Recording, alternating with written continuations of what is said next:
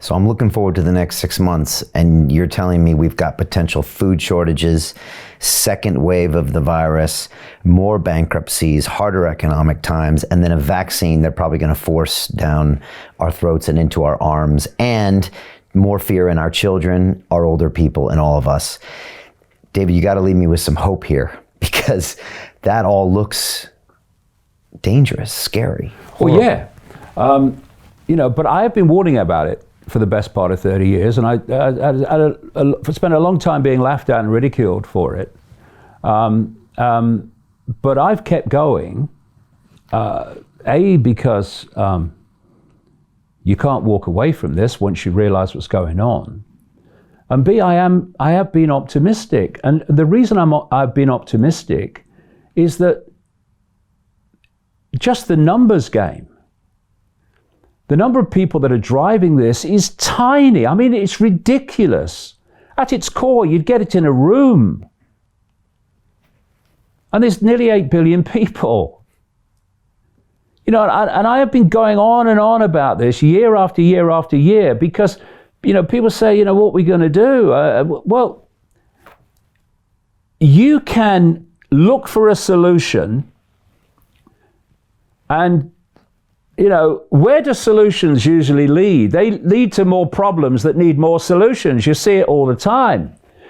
What's the best way to remove a problem? To remove the frickin' cause of it. You take away the cause of a problem. Don't find a solution to it. Take away the cause, and the problem must cease to exist because its cause has been deleted. And I've talked about the cause at length today. It's human acquiescence to authority. And authority takes many forms. It's government, it's the cult beyond the government, it's administrators, it's security guards. But it's also the hierarchy of Black Lives Matter. It's also the hierarchy that's emerging already in this Chaz autonomous zone in Seattle that's been taken over and the police removed. Authority that tells you what to believe and what to do, and wants to give you consequences for not believing it and doing it. You acquiesce to that, and you're giving your freedom away. Acquiesce to that collectively, humanity gives its freedom away to a tiny few people. So, if what authority says is justified by the facts and by its impact upon humanity, i.e. it's not taking freedoms away, it's seeking to enhance freedom, then okay, I'll go with that. Yeah, makes sense. Why? Because I, in my uniqueness, have decided that that makes sense to me, therefore I will do it, because I agree with you. You tell me what I'm going to do that's going to take my freedom away for no other reason than you're telling me to do it. Well, you can stick that up your ass, mate. I ain't doing it.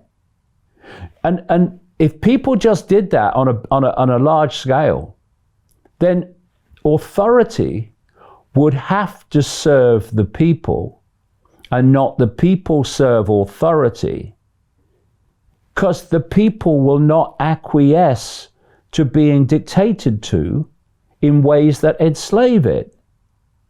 Therefore, you stop enslaving me, authority, or seeking to, and you start serving our interests of freedom and prosperity, and I will then make a deal with you. I'll accept what you say. But if you're trying to take my freedom away, and you're trying to dictate to me, you're trying to tell me to wear a mask, when it's obviously a load of old crap and just about psychology and not about protection, well, you can stick that mask where the sun don't shine. You won't get a virus there then. And the people take the power back.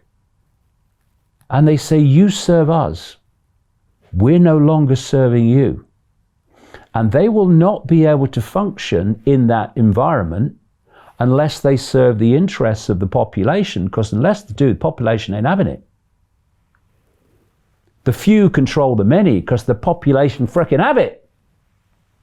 Now, if we need a wake-up call on what happens when you give your power away to authority, then in the last few months, you couldn't have had a more potent and blatant one. And come on, we're bigger than this.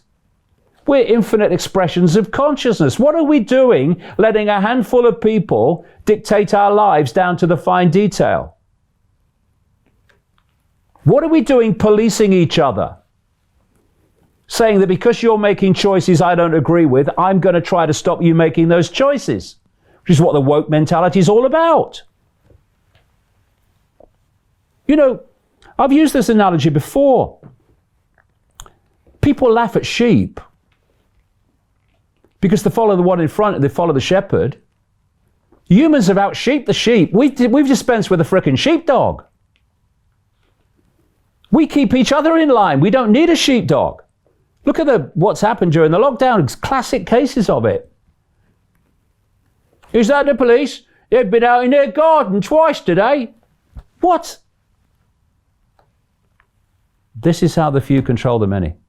And it's in our hands, in our perceptions, to stop it happening. Okay. Give us some optimism. Okay. When we stop doing that, game over. The question is, are enough people going to make that choice for the game to be over? Because the choice is there to be made. And that choice that is made, and it's in the next few weeks and months, the choice that is made there will decide if humanity heads into the darkest of fascist, tyrannical, technocratic nightmare, or whether at last, we take back the freedom that's been sitting there waiting. Generation after generation, era after era. Look at the whole entirety of human history. What is it a story of? It's a story of the masses giving their power away to a few people.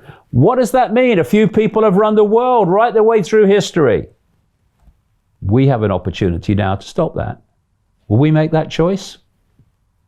The consequences of the choice we make are going to be monumental in the different world they'll create. And we need to make those choices now.